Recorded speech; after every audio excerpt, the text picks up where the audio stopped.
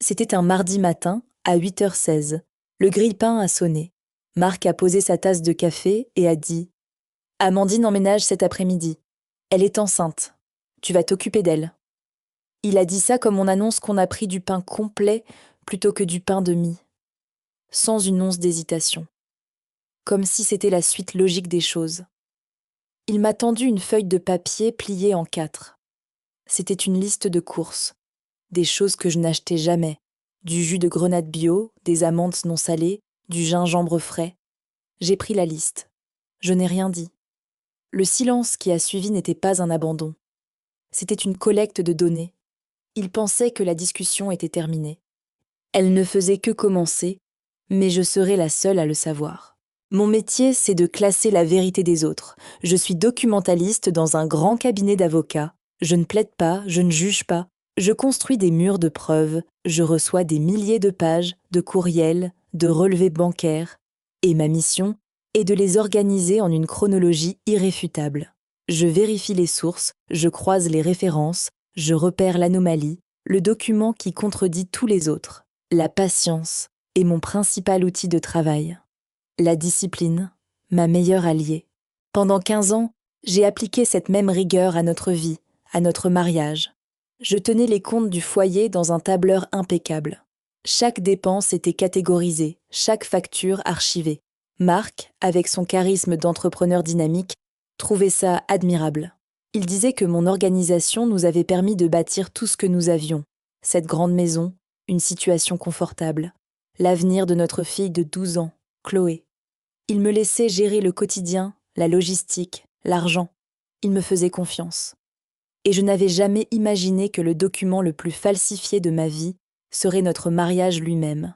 Notre rituel, c'était la liste des courses du samedi. On la faisait ensemble, sur un coin de la table de la cuisine, en buvant notre café. C'était un petit moment de partenariat, un inventaire banal de notre vie commune. Il reste du dentifrice ? On prend du saumon pour dimanche ? C'était notre normalité. Cette normalité a volé en éclats avec l'arrivée d'Amandine. Elle avait à peine 25 ans, le ventre déjà bien rond et un air de défi triomphant dans les yeux.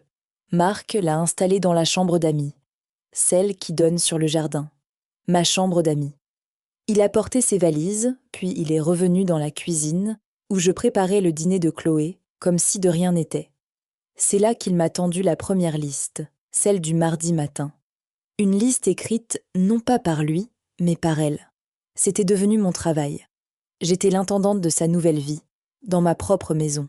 Le coût de la confrontation était trop élevé, Chloé d'abord. Je devais la protéger, lui préserver une illusion de stabilité. Et puis, il y avait le risque. Si je criais, si je le mettais dehors, il verrouillerait tout. Il était le genre d'homme qui, acculé, n'hésitait pas à tout détruire. Ma soumission apparente était un bouclier. Il me croyait faible, anéanti. C'était exactement ce dont j'avais besoin. Le vendredi soir de cette même semaine, j'ai attendu qu'il s'endorme. Chloé était chez une amie. La maison était silencieuse. J'ai ouvert l'ordinateur portable sur la table de la salle à manger. Je me suis connectée à notre compte joint, comme chaque fin de semaine. C'est là que je l'ai vu. La fissure. La première pièce de mon dossier. Un virement, 800 €, effectué le lundi, la veille de son annonce. Le bénéficiaire était un site de puériculture en ligne. Le libellé, ajouté par Marc, était d'une ironie cruelle. Fourniture bébé. C'était la première fois qu'il faisait une dépense de ce type, sans m'en parler. Il ne se cachait même pas. C'était un message. L'argent du ménage servait désormais à financer sa nouvelle famille. Je n'ai pas eu de haut le cœur. Mon sang ne s'est pas glacé. Un calme étrange, procédural, s'est emparé de moi. J'ai fait une capture d'écran. Je l'ai enregistré dans un fichier crypté sur une clé USB que je gardais dans mon tiroir de bureau. J'ai nommé le fichier Annexe 1. Puis j'ai fermé l'ordinateur. Dans la cuisine, posé sur le plan de travail, il y avait mon petit dictaphone numérique. Un vieil outil que j'utilisais parfois pour dicter des notes de travail urgentes. Un objet banal, invisible, à force d'être là. Marc est descendu boire un verre d'eau. Il m'a vue assise dans le noir et a souri, d'un air presque paternaliste. « Tu ne dors pas ? Ne te fais pas de soucis pour tout ça. C'est une situation temporaire, juste le temps que tout se mette en place. » Il a pris sa bouteille d'eau au frigo et a ajouté en regardant la nouvelle liste de courses posée sur le comptoir. « Ah, et n'oublie pas le saumon bio pour Amandine. Le médecin a dit que c'était excellent pour le développement du fœtus. » J'ai hoché la tête, la liste s'allongeait, mon dossier aussi. Le lendemain, j'ai commencé mon geste irréversible. Il n'a pas eu lieu dans un grand éclat de voix, mais dans le silence feutré de la cuisine, avant le lever du soleil. Le dictaphone était petit, noir, anodin. Je l'ai activé, vérifié le témoin lumineux rouge, puis je l'ai glissé dans l'interstice entre le mur et le bloc de prises électriques derrière la machine à café. C'était leur point de ralliement. C'est là que Marc et Amandine prenaient leur premier café le matin. Là que sa sœur Sophie s'installait quand elle passait prendre des nouvelles. C'est là qu'ils parlaient, persuadés que j'étais à l'étage, brisée, ou au supermarché, occupée à satisfaire les envies de grossesse d'une autre. L'appareil pouvait enregistrer en continu pendant plus de 200 heures. Je n'avais qu'à attendre, chaque mot qu'il prononcerait dans cette pièce deviendrait une pièce à conviction. La semaine suivante, j'ai pris une demi-journée de congé. J'ai dit que j'avais un rendez-vous médical. C'était en partie vrai. Je considérais cela comme une mesure de survie. Je me suis rendue dans un quartier de la ville où je n'allais jamais, dans un immeuble de bureau anonyme. Le nom sur la plaque de cuivre était discret. Maître Valérie Dubois, avocate à la cour. Je l'avais choisi pour sa spécialisation en droit immobilier. C'est ce qui me préoccupait le plus, notre maison. Maître Dubois était une femme de mon âge, avec un regard qui ne laissait rien passer. Je ne lui ai pas parlé d'Amandine, ni de l'humiliation. Je lui ai présenté la situation d'un point de vue purement technique. Mon mari et moi sommes mariés sous le régime de la communauté. La maison est à nos deux noms. Sa situation professionnelle est devenue instable récemment, et il a un comportement erratique. Je souhaite comprendre comment protéger mes actifs et ceux de ma fille en cas de problème. Elle a hoché la tête, sans poser de questions personnelles. Elle m'a expliqué les principes de la communauté de biens, les risques en cas de dette contractée par un seul époux, les procédures de séparation de biens. C'était une conversation clinique, précise. En partant, elle m'a dit une chose qui est restée gravée en moi. « Madame, en cas de doute, la première chose à faire est de constituer un dossier de situation. Rassembler des copies de tout, actes de propriété, 3 derniers avis d'imposition, relevé de tous les comptes sur les 24 derniers mois, contrat de prêt. L'information, c'est le pouvoir. J'ai payé la consultation en espèces. Je suis rentrée chez moi et j'ai commencé à bâtir mon dossier. Non plus sur une clé USB, but dans un coffre que je louais dans une banque à l'autre bout de la ville. Le tableur que je tenais depuis 15 ans est devenu la colonne vertébrale de mon enquête. J'ai demandé à notre banque des duplicata des relevés des 2 dernières années pour tous nos comptes. Une simple formalité administrative. Le soir, je comparais chaque ligne de dépenses, chaque virement. J'imprimais, je surlignais, j'annotais.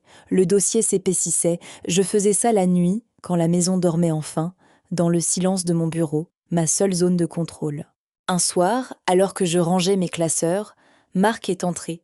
Il avait cet air faussement prévenant qu'il adoptait quand il s'apprêtait à m'enlever un droit. « Tu as l'air fatiguée, Élise. Tu te surmènes avec tous ces papiers. » Je n'ai pas répondu. « J'ai pensé, a-t-il continué, que je pourrais te soulager un peu.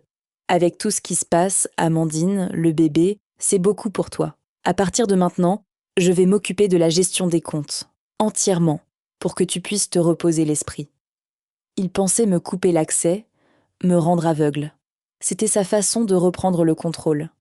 Il n'imaginait pas un seul instant que j'avais déjà 2 ans d'archives dans un coffre-fort. J'ai levé les yeux de mon écran. J'ai hoché la tête. « C'est gentil de ta part, Marc, merci. » Son sourire était triomphant. Il venait de me bander les yeux, croyait-il. C'était la dernière erreur dont j'avais besoin. La contre-pression a commencé presque aussitôt. Il a changé les mots de passe de l'accès en ligne à la banque. L'argent est devenu un outil de contrôle explicite. Chaque semaine, il me laissait une enveloppe d'espèces sur la table de la cuisine avec la liste de courses d'Amandine. Juste assez pour couvrir les dépenses, sans 1 euro de plus. J'étais devenue la bonne, payée au lance-pierre pour servir sa nouvelle reine. Amandine, enhardie par son statut, prenait de plus en plus de place. Elle laissait traîner ses affaires dans le salon. changeait les chaînes de télévision quand j'étais là, se plaignait à voix haute de ma cuisine. « C'est un peu trop salé. Tu ne crois pas, mon chéri ? Il faut faire attention pour le bébé. » Marc accourait toujours, me jetant un regard de reproche avant de la calmer. C'était un théâtre constant, et j'étais la seule spectatrice à qui on avait assigné un rôle de figuration. Il a aussi commencé à me saper auprès de Chloé, des petites phrases, l'air de rien. « Ta mère est très préoccupée en ce moment. Il faut être indulgente. » Ou « On ne va pas embêter maman avec ça. Elle a besoin de calme. » Il me peignait comme une femme fragile, instable, au bord de la dépression. Il construisait un récit, une version des faits pour le jour, où il aurait besoin de justifier l'injustifiable. Le pire a été un soir, à table. J'avais préparé un plat que Chloé adorait. Marc et Amandine parlaient du prénom du bébé. Ils riaient, débattaient, comme un couple normal planifiant son avenir. Ma fille, assise en face de moi, les regardait, le visage fermé. Elle n'a pas touché à son assiette. « J'ai pas faim ?» a-t-elle murmuré, avant de se lever et de courir dans sa chambre. J'ai entendu la porte claquer. Marc a levé les yeux au ciel. « La crise d'adolescence !» a-t-il soupiré. « Tu devrais lui parler. » Je l'ai regardé. Il était là, dans ma maison, avec sa maîtresse, détruisant ma famille, et il me donnait des conseils sur l'éducation de ma fille. Cette nuit-là, je suis restée assise 1 heure devant le dictaphone, derrière la machine à café. J'attendais. J'attendais le son qui allait faire basculer le dossier. L'humiliation ne suffisait pas. Il me fallait la preuve de leur plan. Le son est arrivé 3 jours plus tard. Sa sœur, Sophie, est passée. C'était une femme discrète, presque effacée, qui travaillait comme comptable dans une petite entreprise. Elle avait toujours été la confidente de Marc. Je l'entendais depuis la buanderie, où je pliais du linge, un bruit de fond pour couvrir ma présence. Leur voix portait depuis la cuisine. D'abord des banalités, puis le ton a changé. C'est Marc qui a parlé en premier. La voix basse. « Tu as les derniers documents ? » « Oui, » a répondu Sophie. « L'imitation est presque parfaite. Sur le prêt à la consommation, ça passera sans problème. La banque ne vérifie pas à ce niveau-là. Pour la vente, il faudra être plus prudent. Le notaire pourrait tiquer. » Mon cœur a cessé de battre. Le prêt, la vente. Amandine a pris la parole, sa voix plus aiguë, plus anxieuse. « Et pour les virements ? Ça ne se voit pas trop ? Je les ai fait passer en travaux de rénovation, » a dit Sophie. Tant que c'est elle qui signe les chèques des courses, ça donne l'illusion qu'elle contrôle toujours les petites dépenses. Personne ne regarde les virements importants. Marc, il faut juste que tu t'assures qu'elle ne reçoive aucun courrier de la banque. Et surtout, qu'elle ne mette pas les pieds chez le notaire avant le jour J. On lui dira qu'elle doit juste venir signer un papier administratif pour la clôture des comptes. « Ne t'inquiète pas », a dit Marc, sa voix pleine d'une confiance méprisante. « Élise est ailleurs. Elle est complètement dépassée. Elle ne soupçonne rien. Elle est trop occupée à choisir les bons avocats pour le dîner. » Ils ont ri tous les 3, un rire complice. J'ai attendu 1 heure après leur départ. Mes mains tremblaient légèrement, mais mon esprit était d'une clarté glaciale. J'ai récupéré le dictaphone. Je l'ai branché à mon ordinateur portable avec un casque. J'ai écouté. C'était là. 22 minutes d'enregistrement. La discussion complète sur la logistique de la fraude, le prêt, la vente de la maison, les signatures imitées, le plan pour me tromper jusqu'au bout. J'ai sauvegardé le fichier audio à 3 endroits différents, puis j'ai appelé Maître Dubois. J'ai de nouveaux éléments. Il faut qu'on se voie, de toute urgence. L'iceberg a commencé à faire surface. La conversation que j'avais enregistrée a tout changé. Mon histoire n'était plus celle d'une femme trompée, c'était celle d'une victime d'une escroquerie organisée, et la trahison affective n'était que l'anesthésiant pour me maintenir docile pendant l'opération. L'humiliation quotidienne, les listes de courses, le rôle de servante, tout cela avait un but, me briser psychologiquement pour que je ne regarde jamais les papiers. Le mari qui me forçait à servir sa maîtresse n'était pas un simple goujat. C'était un criminel qui créait une diversion. Maître Dubois a écouté l'enregistrement sans sourciller. Quand ce fut terminé, elle est restée silencieuse un long moment. « Ce que vous avez là, Élise, ce n'est plus une affaire de divorce. C'est du pénal. Faux et usage de faux. Abus de confiance, potentiellement escroquerie en bande organisée. » Elle m'a ensuite donné une feuille de route. Premièrement, faites transcrire cet enregistrement par un expert assermenté. cela lui donnera une valeur juridique. Deuxièmement, nous allons officiellement demander à la banque les copies de toutes les transactions et demandes de prêt signées de votre nom depuis 1 an. Votre demande en tant que cotitulaire est parfaitement légale. S'ils ont imité votre signature, nous aurons la preuve matérielle. 2 semaines plus tard, j'avais les documents. Dans une enveloppe Kraft, il y avait la demande de prêt à la consommation. 20 000 €. Le motif: achat véhicule et trésorerie. Notre voiture n'avait pas changé. L'argent avait été viré sur un compte que je ne connaissais pas. Et en bas, il y avait ma signature, ou plutôt une tentative maladroite de la reproduire. La boucle de mon E était trop ronde, la barre du S trop hésitante. C'était un faux grossier. J'ai réalisé la brutalité du plan. J'étais le bouclier. La dette serait à mon nom, le bénéfice au leur. La dernière pièce du puzzle est arrivée par un coup de chance, ou plutôt, par l'arrogance de Marc. Il avait utilisé l'ordinateur familial pour communiquer avec sa sœur. Il pensait sans doute avoir tout effacé, mais il avait oublié la synchronisation automatique avec le cloud. Dans un dossier que je n'avais pas ouvert depuis des mois, j'ai trouvé un email de Sophie à Marc, daté de la semaine précédente. L'objet était simple: projet vente. En pièce jointe, un document PDF. C'était un compromis de vente pour notre maison, vendu pour un prix bien en dessous du marché à une société dont je n'avais jamais entendu parler. L'adresse du siège social de cette société était celle du cabinet comptable de Sophie. Le but final était là, écrit noir sur blanc. Ils n'allaient pas juste me remplacer dans la chambre à coucher. Ils allaient effacer toute trace de mon existence, vider les comptes, me laisser avec les dettes et vendre la maison à eux-mêmes via une société écran. Dans leur esprit, le jour de la signature, je ne serai plus qu'un nom au bas d'une page, une formalité avant qu'ils ne commencent leur nouvelle vie, avec mon argent, dans ma maison. Assise devant mon écran, j'ai superposé les fenêtres, le projet de vente, la demande de prêt avec ma fausse signature et le lecteur audio avec leur conversation. Le tableau était complet. La liste de courses, ce symbole de mon asservissement, a pris un tout autre sens. Chaque euro dépensé en saumon bio et jus de grenade était une petite pierre dans l'édifice de leur diversion. Il me restait une dernière chose à faire: attendre. Attendre qu'il fixe la date chez le notaire. Attendre le moment précis où Marc se sentirait enfin vainqueur.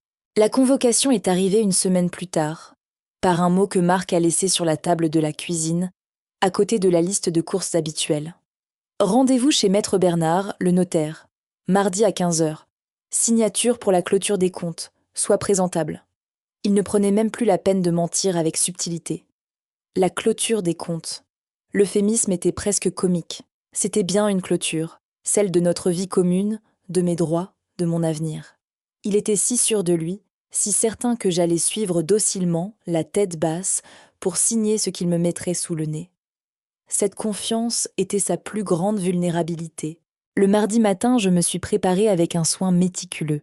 Pas présentable, comme il l'avait demandé, mais professionnel.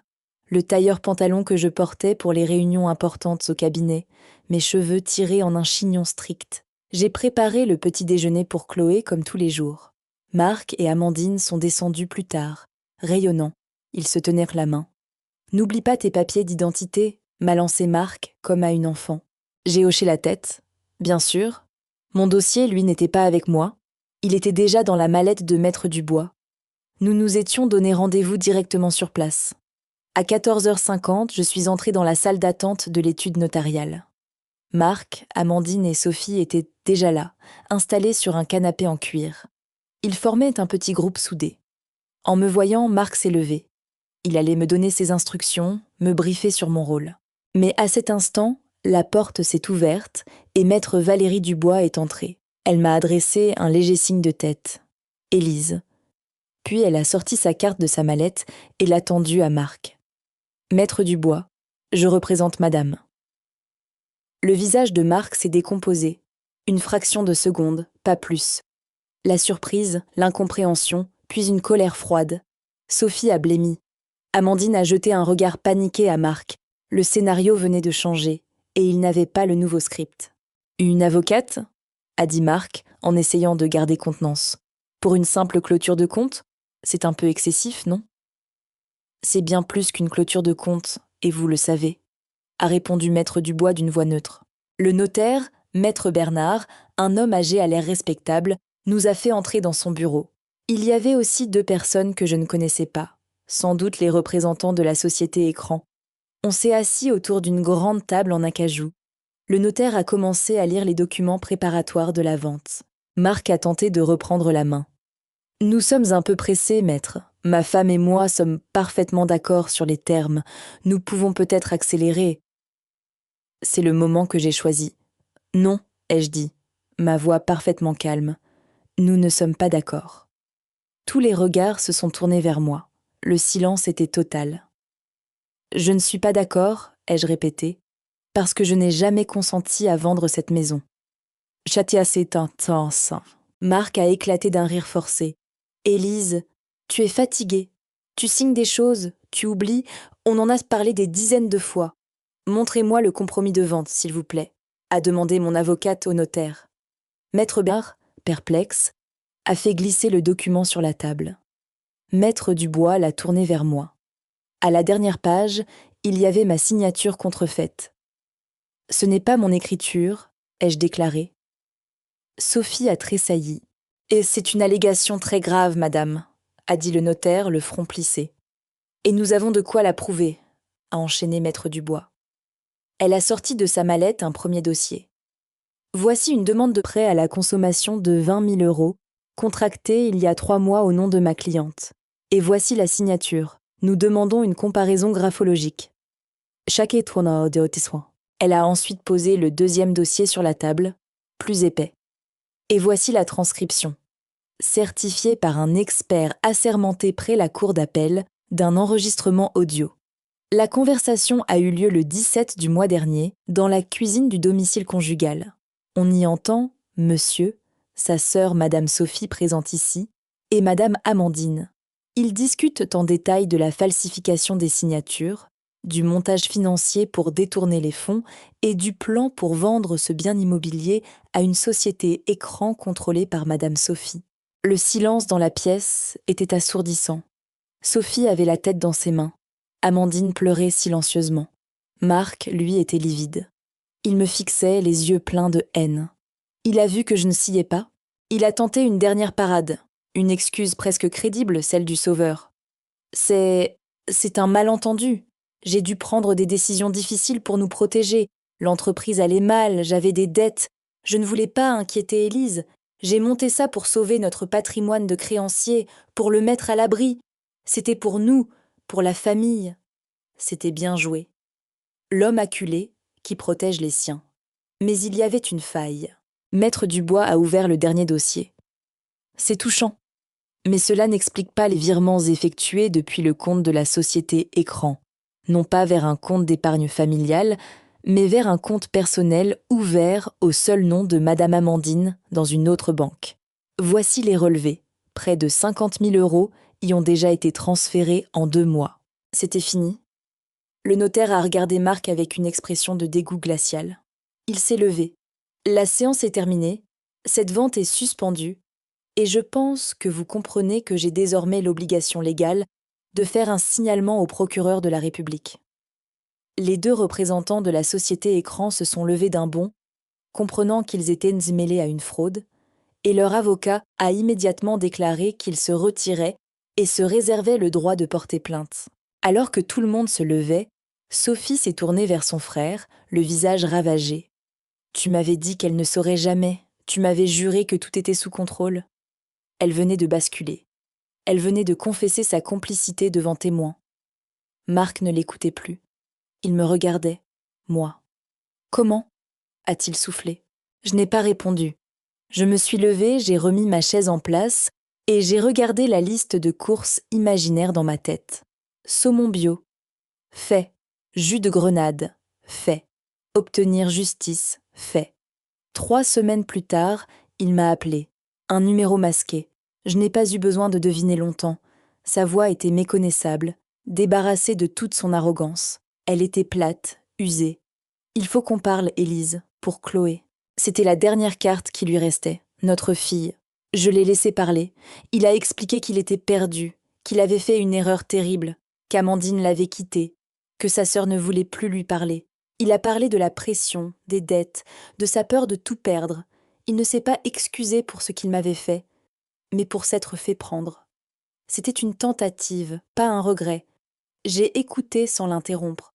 Quand il a eu fini, j'ai attendu un instant. Ce que tu appelles une erreur, Marc, c'était une stratégie. Une erreur, c'est quand on prend la mauvaise sortie sur l'autoroute. Toi, tu as dessiné la carte, acheté la voiture et engagé un chauffeur. Ne confonds pas la destination avec un accident de parcours. Il n'a rien trouvé à répondre. Pour Chloé, ai-je continué, mon avocate contactera le tien. C'est tout. J'ai raccroché. Je n'ai pas bloqué son numéro. Je l'ai enregistré sous le nom « Ne pas répondre ». C'était une limite, pas une fuite. Le lendemain, un samedi matin, j'ai fait une chose que je repoussais depuis des mois. J'ai appelé un serrurier. Pendant que l'artisan changeait le barillet de la porte d'entrée, je suis montée au grenier. Dans une vieille malle, il y avait des cartons remplis de souvenirs. J'en ai sorti un, plus petit que les autres. À l'intérieur, il y avait mes carnets de voyage de l'époque où j'étais étudiante, des années avant Marc. Des pages et des pages de notes, de croquis, de billets de train collés. J'avais oublié la personne qui les avait écrits, celle qui n'avait besoin de personne pour décider de sa prochaine destination. J'ai redescendu le carton et je l'ai posé sur la table du salon. C'était un actif que personne ne pouvait me voler. Le serrurier a terminé son travail. Il m'a tendu un jeu de nouvelles clés. Elles étaient brillantes, légères dans ma main. Le clic de la porte se fermant pour la première fois avec cette nouvelle serrure a été le son le plus satisfaisant que j'ai entendu depuis longtemps. C'était un point final. Ce soir-là, j'ai retrouvé la vieille pile de listes de courses que je gardais dans un tiroir de la cuisine. Celles de Marc, d'Amandine, des pages et des pages de demandes, d'ordres, de rappels de mon humiliation. Je les ai toutes prises et je les ai mises dans la cheminée. Je n'ai pas craqué d'allumettes. Je n'avais pas besoin de les voir brûler. Leur pouvoir était déjà éteint. Puis j'ai pris une feuille de papier vierge. J'ai écrit une nouvelle liste. Il n'y avait pas grand-chose dessus. Pâte fraîche, basilic, parmesan, une bouteille de bon vin rouge. Juste assez pour un dîner simple avec ma fille, juste assez pour nous. Debout dans ma cuisine, dans le silence de ma maison qui était enfin la mienne, j'ai repensé à Marc et à sa certitude que mon silence était une page blanche où il pouvait écrire sa propre version des faits, sa propre victoire. Il n'avait pas compris. Il a découvert, un peu tard, que le silence n'est pas une absence. C'est un accusé de réception. L'humiliation peut être une arme redoutable, surtout quand elle est conçue pour vous faire baisser les yeux. On nous apprend souvent que la dignité, c'est de répondre, de se défendre à voix haute. Mais parfois, la plus grande force réside dans le silence, dans la capacité à observer, à noter et à choisir son moment. Combien de batailles se gagnent non pas sur le champ de bataille, mais dans la préparation silencieuse, loin des regards. Je me demande combien d'entre vous ont déjà dû transformer une blessure en stratégie. Racontez-moi dans les commentaires. Et si vous pensez que la justice silencieuse a une voix, abonnez-vous pour plus d'histoires.